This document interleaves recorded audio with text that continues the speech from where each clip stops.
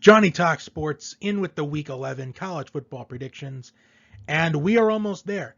Just 3 more weeks left of the regular season. Then we have conference championship weekend, and then we will know who will be the 4 teams competing in this season's college football playoff. Now, last week we had a couple of top 10 teams fall. We had Michigan State fall to Purdue, and we had Wake Forest fall to North Carolina. And not only will there be a big change in my top 10, which I will show you in just a moment, but there will also be a big change in the College Football Playoff Committee's rankings tomorrow night. And I am curious on how far Michigan State is really going to fall. Will the committee honor Michigan State's head-to-head win over Michigan? I think based off of last week's rankings, putting Oregon ahead of Ohio State, they honor that head-to-head win. And I expect them to stay true to that, and I think Michigan State will still be ranked ahead of Michigan. So a new week means a brand new top 10, and here is my latest top 10. No surprises at the top. Georgia remains number 1, another dominant win this past Saturday. Number 2, Ohio State. Now, Ohio State was challenged by Nebraska this past Saturday, but Nebraska has challenged everybody they faced. Nebraska has challenged Ohio State. They've challenged Michigan State, Michigan, Oklahoma. They have challenged everybody they faced. And Nebraska is realistically maybe 20 to 25 mistakes away from being 10-0 at this point. And probably number 2 in the country themselves. Number 3, Cincinnati. Now, they did struggle against Tulsa this past weekend, and Cincinnati has been struggling lately. But I do got to honor the fact that Cincinnati, they do have a win over Notre Dame, who is in this top 10. So the fact that Cincinnati has a top 10 win, I feel like, even though the committee doesn't see it, I still feel like Cincinnati, they should at least get some recognition. Alabama at 4. They had a tough win against LSU this past week. And the toughest team that you can play so late in the season is a team with nothing to lose. And to say LSU had nothing to lose is an understatement. Because LSU isn't going to have a coach or a coaching staff 3 weeks from now. And the fact that they went on the road to Tuscaloosa and almost pulled off the biggest upset of the season, pretty impressive. The fact that they only lost 20-14, that really deserves some recognition and a whole lot of credit. But Alabama is at number 4. Number 5, Michigan State. They lost to Purdue this past Saturday. They do drop a couple of spots, but I do honor the fact that they do have the head-to-head win over Michigan. Number 7, Oklahoma. Oklahoma is going to finally get into the toughest part of their schedule. They play Baylor this week on the road. Then they play Iowa State, and then they play Oklahoma State in Bedlam. Number 8 is Oregon. 9 at Notre Dame. And rounding out the top 10, Texas A&M. And Texas A&M is the best 2-loss team in college football.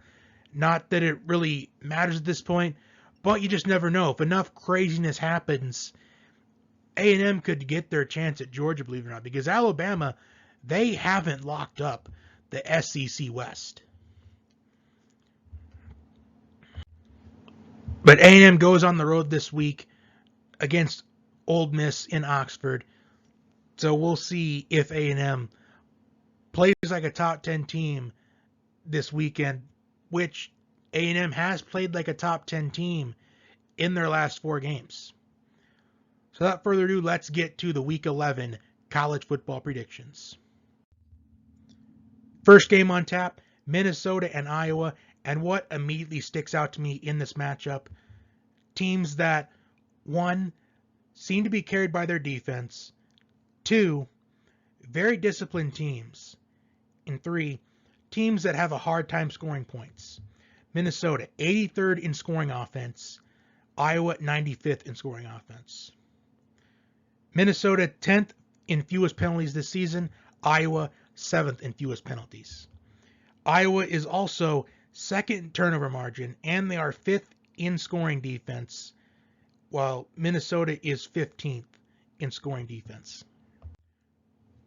And I got to give Minnesota credit. Despite losing last week to Illinois, I thought that as soon as Mohamed Ibrahim went down against Ohio State, I thought their season was over. And despite being on, I think, running back number 3 or number 4, they still are managing to win games. And they ended up making it in the top 20 in the rankings this past weekend, at least in the committee's rankings this past week. I think the difference in this game is going to be which team I think can control the pace of the game the best. And I think that's going to be Minnesota. I think Minnesota, they win this game because they are 5th in time of possession this season. And I think that it might come down to the quarterback play. And I got to go with Tanner Morgan because I think he is the better quarterback in this matchup. I do anticipate this being a low-scoring game. I think the defenses will show out in this game. And I think Minnesota wins in a low-scoring contest. Next, we have Purdue and Ohio State. Purdue coming off of another top 5 upset win over Michigan State this past weekend. And they have the opportunity to take down another top 5 team. And how will Purdue pull off this upset? Well, if Aiden O'Connell can make plays again like he did last week, although I'm not really sure if he will, because I did mention that I wouldn't have been surprised if Purdue pulled off the upset last week, because Michigan State's pass defense is one of the worst in all of college football, and Aiden O'Connell really picked apart that Spartan defense. 536 passing yards last week. And Purdue they're disciplined. They're a disciplined team. 3rd in fewest penalties accumulated this season. So if they can stay disciplined, if they can not make mistakes that set themselves up for failure early in this matchup, if they stay in the game, then they have a chance to pull off another upset. They are 16th in scoring defense. But Ohio State, they are one of the best offenses in all of college football. They are 3rd in third down conversion percentage. They are 2nd in points per game. And they average over 7 yards a play. And their defense is good too. Let's not forget about them. 34 sacks accumulated this season, which is tied for the most in all of college football. However, if Purdue can win on early downs, because they are 10th in first down defense, then there's a chance. C.J. Stroud, in his last 5 games, completing 70% of his passes, 17 touchdowns, and only 2 interceptions, which both were last week against Nebraska. If Purdue didn't pull off the upset last week, I would say that Ohio State, they might be looking forward to Michigan State, but the fact that Purdue pulled off the upset against Michigan State, they have this circled all week long. They have this particular game. They're going to be watching film this week. And I think Ohio State, they're going to win this game, but don't be surprised if Purdue pulls off another upset. Because Purdue seems to be a completely different team when going up against a top 5 team. So this could be a trap game for the Buckeyes, but I just can't see it. There's no way that I think Ohio State, they struggle 2 games in a row. Although I remember a few years ago when I said that Ohio State over Purdue was an easy win for Ohio State, and then they get blown out. But I'm going with the Buckeyes. Next game, we have Michigan and Penn State. For Michigan, Blake Corum, 2nd in the Big Ten in all-purpose yards, only behind Kenneth Walker. And Michigan's offensive line has been doing really well this season, only allowing 6 sacks, which is 3rd in college football. And both these teams, they are really good at scoring defense. Michigan, 6th in scoring defense, while Penn State is 10th in scoring defense. Hassan Haskins has 11 touchdowns this season. Now, how can Penn State pull off this upset? Well, it's not technically an upset because Penn State is a 1-point favorite at this point. But if Penn State can contain the run, I like their chances in this game. But if Michigan has their way in the running game, then it's going to be a long game for Penn State. Because Penn State, they have struggled against the run all season long. They've struggled against the run against Wisconsin, even though really everyone does. Well, almost everyone. Against Auburn, against Ohio State, even against Illinois. So if Penn State contain the run, give Sean Clifford the time to make plays, this is a recipe for a Penn State win.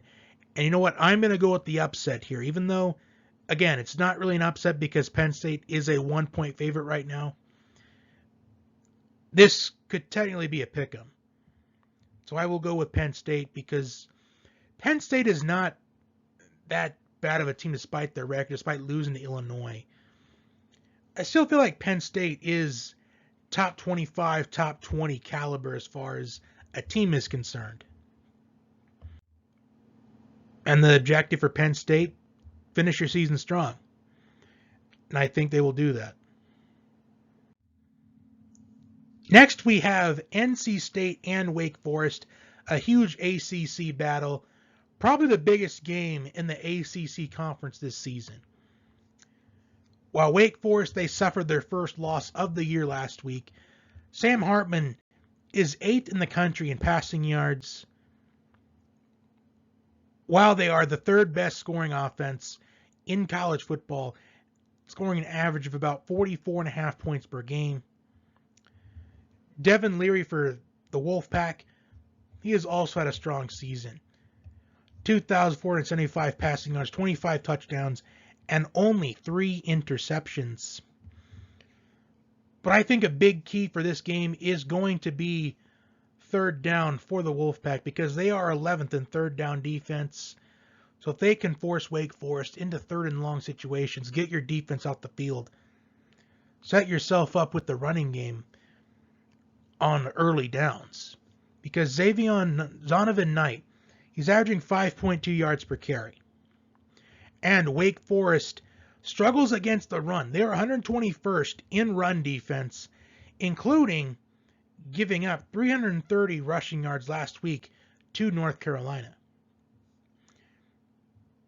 And I think with Wake Forest facing off against a decent defense, because NC State, they are 6th in scoring defense, I think that if Zonovan Knight, if he can lead this Wolfpack running game, then I think NC State pulls off an upset this week and Wake Forest loses for a 2nd consecutive week. And I am going to go with NC State, actually. I just think that Wake Forest, they're now starting to play their tougher teams on their schedule. And I think it's starting to show that Wake Forest, they were overhyped, overrated, and overvalued this entire time. But I think this game can go either way. If Wake Forest can stop the run, then I think they'll win. But they're allowing an average of 216 rushing yards per game, including 330 last week against North Carolina. So I'm going to go with NC State.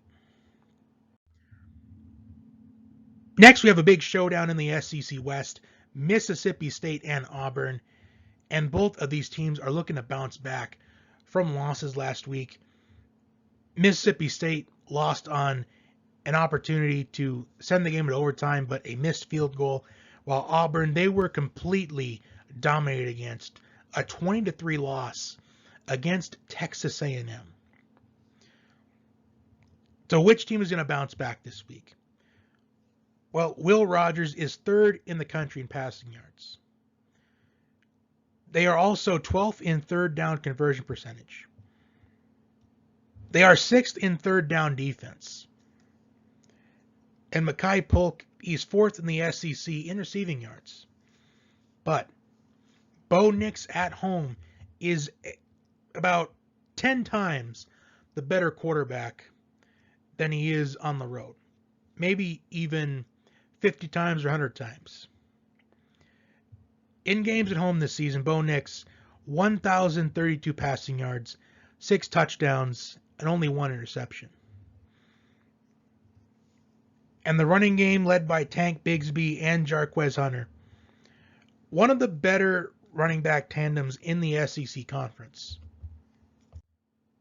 But I am going to pick Auburn to win this game because I just think with Auburn being back at home, Bo Nix, way better of a quarterback. And I think he's going to be confident in this game. But third downs is going to be huge for this Auburn offense, with Mississippi State being so good on third down defense. But I do think Auburn wins this game, and I think it's going to be kind of average scoring. But this game, I think, goes either way.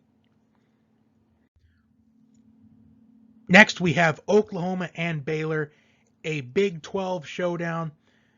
Baylor may be a 2-loss team now and eliminated from the College Football Playoff, but they can play spoiler right here. Oklahoma is finally getting into the tough portion of their schedule, and we're going to see how good of a team Oklahoma really is, because Oklahoma, I believe out of all the games they've played, they've only had maybe 2 games where they were dominant from start to finish, where they played really a complete game. Since taking over as quarterback, Caleb Williams has thrown for 1,087 passing yards, 14 touchdowns, and only 1 interception. And the Sooners are 11th in total offense. Running back Kenny Brooks leads the way in the backfield, averaging 6.1 yards per carry. While Baylor, they are also good at offense. They are 20th in total offense. Abram Smith, 9th in rushing yards in all of college football, and quarterback Jerry Bohannon, 22 total touchdowns. So there's no doubt in my mind that this is going to be a shootout.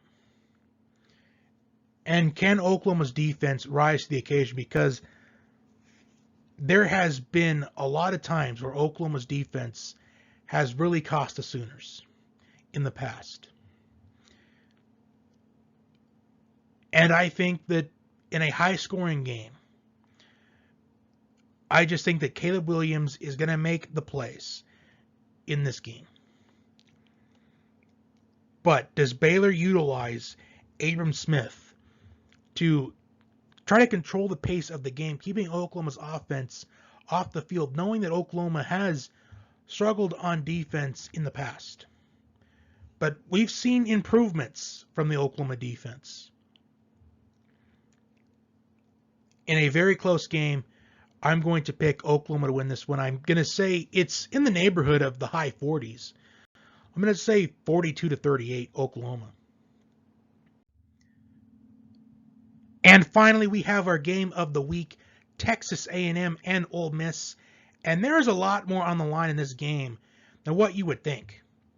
I know when it comes to games of the week, we always like to talk about college football playoff implications. But for this particular game, I would say that there is a New Year's Six bid on the line. I think the winner of this game is going to be a near, if not absolute lock to play in a New Year's Six game, which means the world to both of these programs. Because both of these programs, they are on the rise. And I think this is going to be a hard-fought game start to finish. Ole Miss is 4th in total offense. They're 5th in rushing offense, mainly led by Matt Corral. 2,527 passing yards this season, 16 touchdown passes, and only 2 interceptions, as well as 528 rushing yards and 10 rushing touchdowns. Henry Parrish, 5.3 yards per carry, and Snoop Connor, averaging 5.4 yards per carry and 10 touchdowns this season. While Texas A&M, in the last 3 games, they have been dominating opponents with the running game, and their running game has been carrying the offense in the past 3 weeks. With Isaiah Spiller and Devon Achane in their last 3 games, Spiller has had 168 rushing yards, 102 rushing yards, and 112 rushing yards. While Devon Achane, 124 rushing yards, 154 rushing yards, and 98 rushing yards. And Achane would have easily gone over 100 rushing yards if it weren't for that fumble, and Auburn ended up recovering that fumble. But he was set to go for over 100 rushing yards last week. So A&M has been dominant in the running game. While Ole Miss, they're 109th in rushing defense this season. So A&M's running game has got to step up in this game if they want to pull off this win.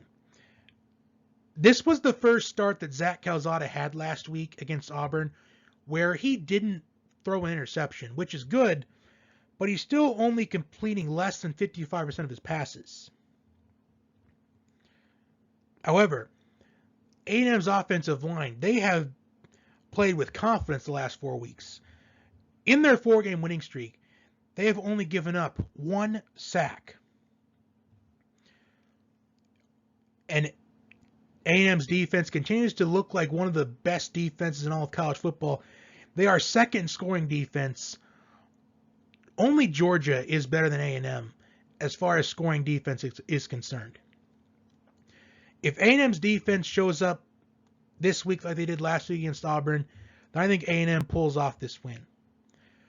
But this is going to be the toughest offense that A&M has faced all season long. And they do have the win against Alabama, but Ole Miss's offense is one of the best in college football. And I'm going to go with Ole Miss in this game.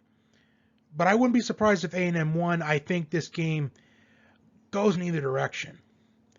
But I'm going to pick the Rebels in this one. And that will do it for my Week 11 college football predictions.